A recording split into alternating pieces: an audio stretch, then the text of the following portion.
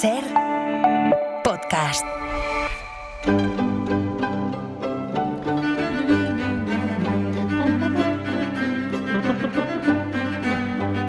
Hola Nieves, buenas tardes. Buenas tardes, Carlas. ¿Qué tal? Muy bien. A ver cómo cuento esto. Nuestro episodio de hoy es una mezcla de muchas cosas.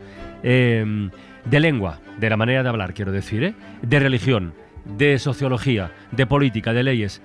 Es una mezcla de muchas cosas porque si hablamos de la blasfemia, que eso es acordarse de Dios y de todos los santos, hay que tener en cuenta algunas consideraciones. 1. Sigue siendo delito en el Código Penal. Sí. 2. España es el paraíso de la blasfemia y del taco en general, no me preguntes por qué. Porque nos gusta. Y tres, siempre ha habido a quien le ha sabido a rayos escuchar según qué, y por eso, tal día como hoy, de 1903, se recogieron miles de firmas en Barcelona contra eso, contra la blasfemia y derivados, diríamos. Sí. Esto de hoy, fíjate, podría llevar como título eso que dicen en la unidad de vigilancia de Isaías Lafuente. ¡Alto! Queda usted detenido. Usted habla muy malamente. Muy malamente. Y es que el día 5 de febrero de 1903 le presentaron al alcalde de Barcelona, señor José Monegal, un manifiesto con la firma de 12.000 señoras donde le pedían la puesta en práctica de una serie de medidas destinadas a erradicar la blasfemia. Había mucho mal hablado en Barcelona. Y eso solo fue el principio, porque el movimiento de los antiblasfemos y los antisoltadores compulsivos de tacos... Yo soy de Barcelona. Sí, ya te conozco, yo te conozco. No digo nada. Bueno, pues esto fue en aumento en 1908 y 1909, según crecía también, ojo, el descontento social en Barcelona, el anticlericalismo, la precariedad obrera, la actividad anarquista. Es una época en la que día sí, día también, solo tenías ganas de cagarte en tot. Y el DEU iba incluido en ese tot. Sí.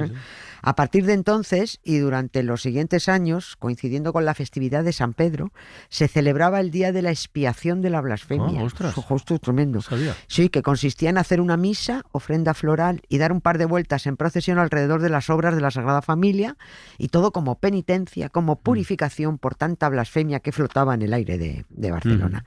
Pero ojo, que siguieron movilizándose los activistas bien hablados, y hubo un cura muy famoso por aquellas tierras, amparado en el anonimato, luego ya se supo quién era, claro, que creó la Lliga del Bon Mot. El bon mot, sí, que es la buena palabra, ¿no? La buena palabra, con el objetivo de erradicar la blasfemia. Liga a la que contestaron inmediatamente los partidarios de seguir hablando mal, llamándola la Lliga del Bon Rot. Un rot, sí, ¿sabes lo que es rot, no?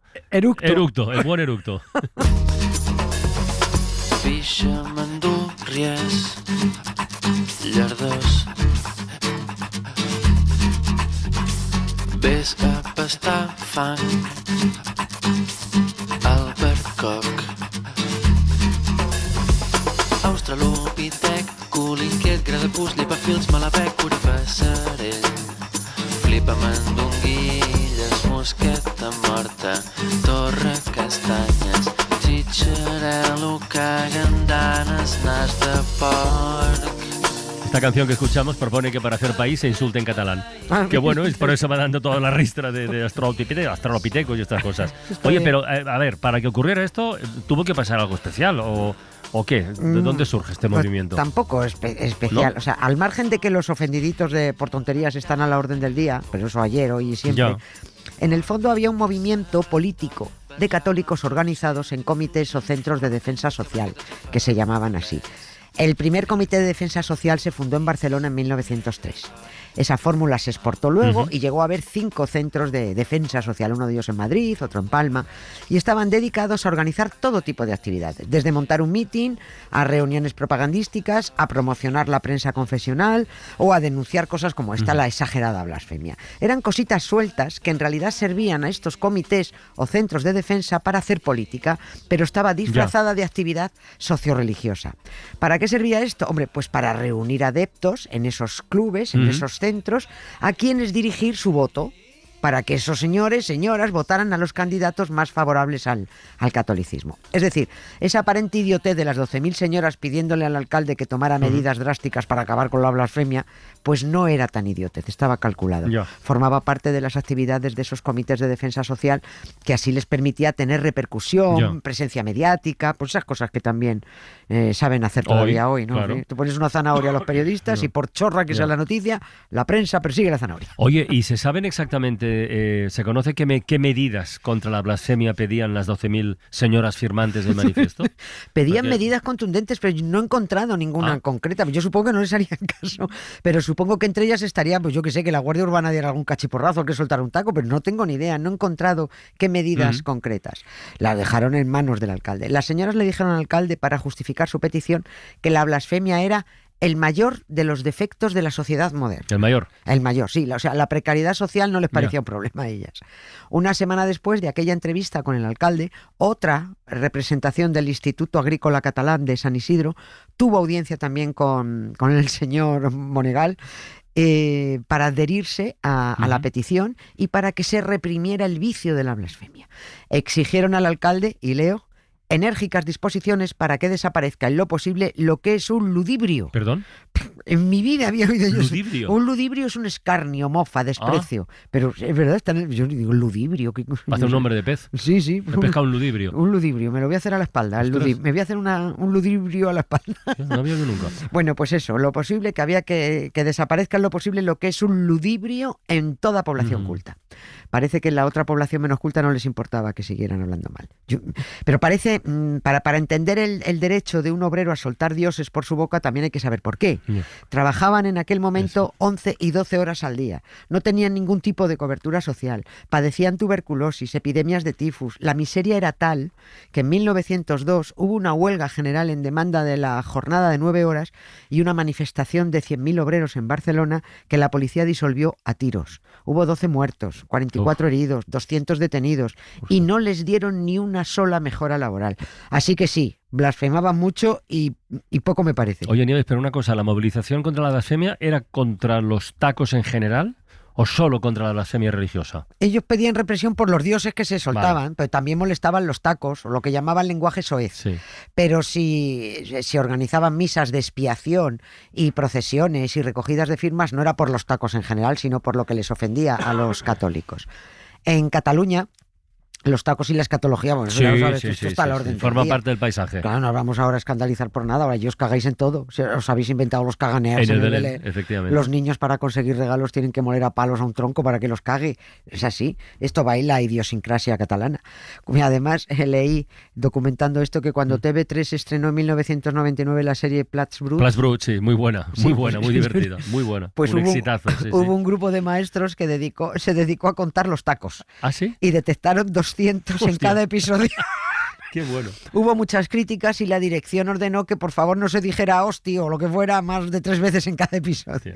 O sea que bueno, yo me alegro de que el activismo de los antiblasfemos no triunfara a principios del 20, porque a finales del mismo siglo ahí seguían los tacos. Luis Buñuel también escribió sobre esto en su libro autobiográfico Mi último suspiro. Escribe que, y abro comillas, el idioma español es ciertamente el más blasfematorio del mundo. ¿Ves lo que decía? Sí. A diferencia de otros idiomas, en los que juramentos y blasfemias son por regla general breves y separados, la blasfemia española asume fácilmente la forma de un largo discurso en el que tremendas obscenidades relacionadas principalmente con Dios, Cristo, el Espíritu Santo, la Virgen y los santos apóstoles, sin olvidar al Papa, pueden encadenarse y formar frases escatológicas e impresionantes. La blasfemia es un arte español. ¡Idiota!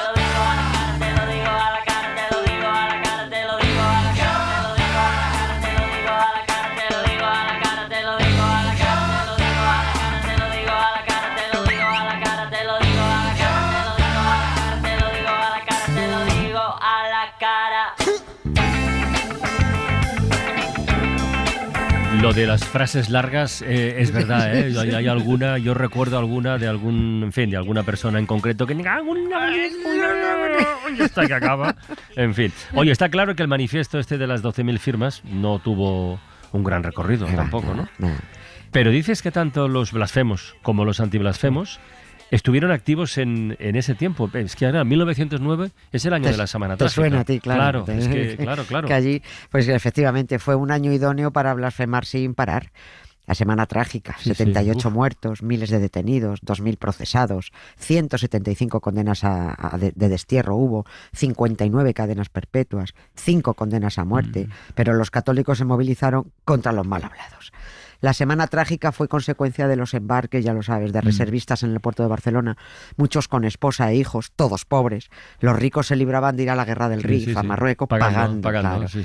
Y aquellos hombres que embarcaban tenían que soportar a señoronas de la alta burguesía catalana, por los de Junts de entonces ahí, que fueran a despedirles al puerto, y se lió muy gorda durante el embarque del batallón de cazadores de Reus, cuando los soldados arrojaron al agua los escapularios, esos collarcitos con el dibujo de una muñeca que según las señoras que los repartían les decían a los soldados que eso les reconfortaría su cuerpo si tenían que entregar su alma. Ya ve usted por ahí, hombre. Sí. Hubo bronca, detenciones, y allí se debió de oír lo más grande contra los Cristos, las vírgenes y todo Dios. Cuando encima llegaron noticias desde Marruecos de que había muerto gran parte de esos reservistas que enviaron, pues fue el colmo y se fueron a por los curas y a por las iglesias. Bueno, los obreros dieron unas cuantas palizas, quemaron 80 edificios, pero bueno, al final pierde el que siempre pierde, salieron mal parados. Y en mitad de esta tragedia social, la preocupación era organizar reuniones de expiación por los blasfemos. Gaudí no se perdía una misa, Gaudí era tremendo con estas cosas, no se perdía una misa de estas. Y hubo un cura, Ricard Aragó, que fundó en aquel momento lo que hablábamos antes, la Lliga del Bon Mot, y de la buena palabra, y que sembró Cataluña de placas de cerámica en paredes de iglesias, de masías, de calle. Yo estoy segura que has visto alguna. Seguro, parte. Vamos, sí, alabat sia Déu, és el que pone ahí, per la vostra pròpia dignitat i respecte als altres, parleu bé. Parleu bé. Collons. Oye, que parleu bé, collons. Eso ponen las placas. Eso ponen las placas, sí. Y en todas las plaquitas aparece, ¿cómo no? Pues San Jordi. San Jordi. Porque allí en Barcelona, si no está San Jordi, estés como pollo sin cabeza también. Pues esa Lliga del Bon Mot sobrevivió a duras penas, pero sobrevivió hasta los años 60. Esas placas cerámicas, que son del tamaño más o menos de las que se usan con los nombres de las calles, son el vestigio de aquel movimiento contra la blasfemia de principios de siglo. Yo no sé si en Cataluña se soltaban más tacos a principios del siglo XX que ahora, no sé. Pero el poeta Joan Maragall era un destacado intelectual muy catalán de la época, estaba muy cabreado con tanto mal hablado y se sumó muy entusiasta él a la Lliga del Bon Mot. Escribió él: sí, el pueblo catalán es muy mal hablado. He aquí la gorda tara de este pueblo. Da pena, da vergüenza, da piedad, da asco sentir nuestra lengua tan bajamente empleada, porque si la palabra no salva a la palabra, ¿qué la salvará? Y debemos salvarla. Y cada vez que abrimos la boca es la vida o la muerte por ella. Es nuestra dignidad humana en peligro. Alerta. Estaba preocupado. Qué majo es el hombre.